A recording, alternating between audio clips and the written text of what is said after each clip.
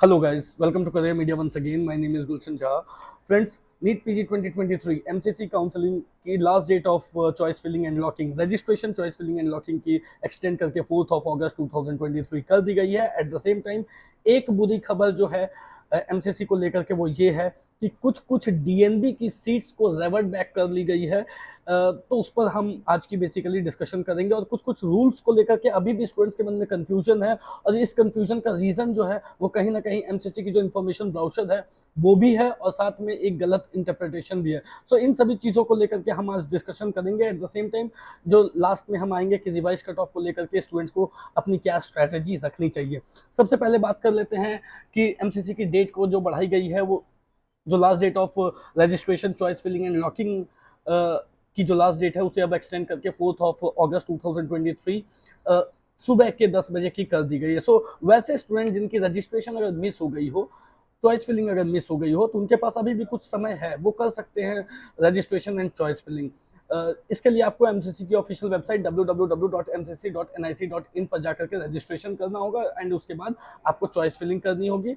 कल 3 जो तारीख है आई मीन 3 अगस्त के दिन शाम को 5 बजे के बाद से मैनुअल चॉइस लॉकिंग इनेबल हो जाएगी। आप चाहो तो मैनुअली उस चॉइस फिलिंग को जो आपने चॉइसेस फिल किए उसको आप लॉक कर सकते हो। ये तो पहली बात हुई। दूसरी बात क्या हुई कि कुछ कुछ सीट्स को रिवर्ट बैक कर ली गई और ये जो सीट्स हैं ये डीएनबी की सीट्स है। कुछ कुछ डीएनबी की सीट्स को रिवर्ट बैक की गई है, विड्रॉ की गई है और अभी फिलहाल राउंड 1 में अब जो है जो सीट मैट्रिक्स में सीट्स थी उसमें से विड्रॉ की गई है। सो डेफिनेटली कुछ कुछ सीट्स जो है वो आपके पैनल पे अब शो नहीं करेंगी। उसके लिस्ट ऑफ हॉस्पिटल्स हैं और ब्रांचेस हैं कि कौन कौन से हॉस्पिटल की कौन कौन से ब्रांचेस की कितनी सीट जो है वो विड्रॉ की गई है, which is a kind of bad news. But इसको बहुत ज़्यादा दिल से लगाने की ज़रूरत नहीं है क्योंकि कुछ वेरिफिकेशन इश्यूज़ की वजह से इसे विड्रॉ किए गए हैं। बट बाय राउंड टू तक में आप देखोगे कि ये सीट्स वापस आएंगी और राउंड 2 की जब आप चॉइस फिलिंग कर रहे होगे एट दैट टाइम आपको ये सीटें जो है जो अभी विड्रॉ की गई है ये पैनल पर दिख सकती हैं, आप अपनी चॉइस फिलिंग कर सकते हो, राइट। बट अभी जो राउंड 1 काउंसलिंग की चॉइस फिलिंग है वो इन सीट्स के बिना ही आपको करनी होगी। अब वो कौन कौन सी सीट्स है, कितनी सीट्स है, एक्चुअली मैं शॉर्ट में बता देता हूँ आपको। एनेस्थीसिया की डीएनबी एनेस्थीसिया की टोटल 10 सीट को विड्रॉ किया गया है। सीटीबीएस जो 6 ईयर कोर्स है उसको उसकी 8 सीट्स को विड्रॉ किया गया है। फैमिली मेडिसिन की 3 सीट्स को विड्रॉ किया गया है। ये सारी डीएनबी की सीट्स है क्योंकि डीएनबी की ही सीट्स को विड्रॉ की गई है।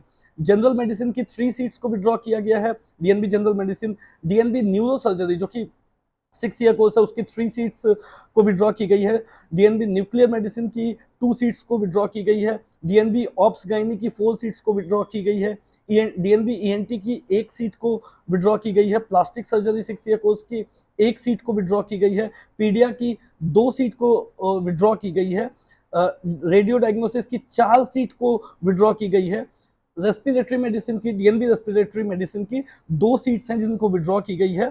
तो ये कुछ कुछ ब्रांचेस है। बाकी कौन कौन से कॉलेजेस कौन कौन से हॉस्पिटल्स की सीट्स को विड्रॉ की गई है ये आप एमसीसी की वेबसाइट पे जाकर के चेक कर सकते हो। उसमें नोटिस आ गई है कि कौन कौन से हॉस्पिटल्स की इन सीट्स को विड्रॉ की गई है।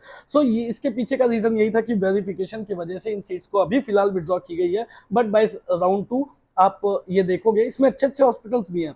सो बाय राउंड 2 आप ये देखोगे कि ये जो सीट्स हैं वो दोबारा से आएंगे और फिर अभी अगर राउंड 1 में आप इनकी चॉइस फिलिंग ना कर पाओ तो राउंड 2 में आप इनकी चॉइस फिलिंग कर सकते हो। अब कुछ कुछ रूल्स को लेकर के बहुत ही ज्यादा अभी भी कंफ्यूजन है। I have been receiving so many calls जिसमें स्टूडेंट्स ये पूछ रहे हैं कि क्या अगर हमें राउंड 1 काउंसलिंग में ऑल इंडिया कोटा की राउंड 1 काउंसलिंग में सीट मिल जाती है तो क्या हम स्टेट की राउंड 1 में जा सकते हैं या नहीं जा सकते हैं। आपको अगर ऑल इंडिया की राउंड 1 काउंसलिंग में सीट मिल जाती है, आप उस पर एडमिशन भी ले लेते हो, तब भी आप स्टेट की राउंड 1 काउंसलिंग में जा सकते हो, अपीयर हो सकते हो। इससे कोई फर्क नहीं पड़ता है कि आपको ऑल इंडिया कोटा की राउंड 1 काउंसलिंग में सीट मिली है नहीं मिली है, और अगर मिली है आपने एडमिशन लिया है या नहीं लिया है, आप स्टेट की राउंड 1 काउंसलिंग में अपीयर हो सकते हो। ये सबसे बड़ी कंफ्यूजन थी। दूसरी कंफ्यूजन एक तो ये है कि अगर हमें राउंड 1 राउंड 2 या राउंड 3 तीनों में से किसी भी काउंसलिंग में सीट मिल जाती है तो क्या हम स्ट्रीम में नहीं जा पाएंगे। इसको लेकर के एक्चुअली में जब आप रूल्स को देखोगे तो उसमें ये चीजें मेंशन की गई है कि अगर आपको किसी भी राउंड में राउंड 1 राउंड 2 या राउंड 3 काउंसलिंग में अगर आपको सीट अलॉट हो जाती है तो आप स्ट्रे वैकेंसी राउंड में नहीं जा सकते हो। ऐसा मेंशन है। और इस वजह से ये जो है ये एक बहुत बड़ी कंफ्यूजन की पॉइंट है, क्योंकि सबसे बड़ी बात क्या है कि राउंड 1 काउंसलिंग में अगर आपको सीट मिलती है तो वो फ्री एग्जिट मानी जाती है। अगर आप उस सीट को छोड़ देते हो, उस सीट पे आप एडमिशन नहीं लेते हो, तो फ्री एग्जिट माना जाता है। और अगर फ्री एग्जिट दिया जा रहा है तो दैट मीन्स कि वो स्टूडेंट स्ट्रे वैकेंसी राउंड में एलिजिबल होने चाहिए ना। ये जो है ना, जो कंफ्यूजन है वो एमसीसी के ब्राउजर में दी गई है कि किसी भी राउंड में, राउंड 1, राउंड 2 या राउंड 3 काउंसलिंग में आपको सीट मिल जाती है तो आप स्ट्रे में एलिजिबल ही नहीं हो। सो ये कहीं ना कहीं एमसीसी को जो है वो क्लियर करनी चाहिए। मेरा ओपिनियन ये है कि अगर आपको राउंड 1 काउंसलिंग में सीट मिलती है और आप फ्री एग्जिट लेते हो तो आप स्ट्रे वैकेंसी राउंड में, एमसीसी की स्ट्रे वैकेंसी राउंड में अपीयर हो सकते हो, होना चाहिए। ये मेरी ओपिनियन है। इस पर एमसीसी को जरूर एक सेपरेटली जो है क्लैरिफिकेशन देनी चाहिए। हो सकता है एमसीसी अभी इस बात को लेकर के क्लैरिफिकेशन ना दे रही हो, बट आगे जैसे जैसे हम बढ़ेंगे काउंसलिंग की चीज़ों को देखेंगे तब हो सकता है कि एमसीसी इसको लेकर के क्लैरिफाई करे। और मेरे अकॉर्डिंग एमसीसी को उन स्टूडेंट्स को स्ट्रे वैकेंसी में अलाउ करना चाहिए जिनको राउंड 1 काउंसलिंग में सीट मिली है और वो उन्होंने फ्री एग्जिट लिया है। अदरवाइज फ्री एग्जिट लेने का कोई मतलब नहीं रह जाता है इस जगह पे कि आप स्ट्रे वैकेंसी राउंड में आप उनको अलाउ ही नहीं कर रहे हो तो फ्री एग्जिट कहाँ से हुआ वो, राइट। सो उनको अलाउ करना चाहिए और इस पर एमसीसी को क्लैरिफिकेशन भी देनी चाहिए। इसके बाद आ जाते हैं रिवाइज कट ऑफ वाले सभी स्टूडेंट जो वेट कर रहे हैं, इंतजार कर रहे हैं। आपका इंतजार अभी थोड़ा बाकी है क्योंकि रिवाइज कट ऑफ जो है वो ऑल इंडिया राउंड 2 काउंसलिंग के बाद आती है। So all India round 2 counselling की रिजल्ट आ जाएगी, रिपोर्टिंग आएगी, तब जाकर के रिवाइज कट ऑफ आती है। जब रिवाइज कट ऑफ आएगी तो पोर्टल्स एक बार फिर से ओपन होंगे, स्टेट्स के भी, ऑल इंडिया के भी, उन सभी स्टूडेंट्स के लिए जो न्यूली क्वालिफाइड कैंडिडेट्स होंगे। मतलब रिवाइज कट ऑफ जो कट ऑफ कम होने के बाद जो न्यूली क्वालिफाइड स्टूडेंट्स होंगे उनके लिए स्टेट्स और एमसीसी एक बार फिर से पोर्टल ओपन करेगी जिससे कि वो अपना रजिस्ट्रेशन कर सके और अपनी चॉइस फिलिंग कर सके। सो जो अभी क्वालिफाई नहीं है वो उस टाइम में क्वालिफाई होकर के जिस भी स्टेट्स को वो टारगेट कर रहे हैं उस स्टेट में वो अपनी रजिस्ट्रेशन करके चॉइस फिलिंग जो है वो कर सकते हैं, काउंसलिंग अटेंड कर सकते हैं। अब बात है कि ऐसे में बहुत सारे स्टूडेंट्स थोड़े बहुत घबराए हुए भी हैं, डरे हुए भी हैं, बहुत सारे कॉल्स भी उनको आ रहे हैं कि revise cut off, I mean आप सीट बुक करा लो, ये करा लो, वो करा लो, हम आपको सीट दिलवा देंगे, हम आपके नाम पे सीट बुक करवा देंगे, आप इतने पैसे दे दो, उतने पैसे दे दो। ये चीज़ें मत करो, ये चीज़ें प्लीज़ मत करो, क्योंकि इस बार रूल जो है वो कम्प्लीटली चेंज हो चुकी है।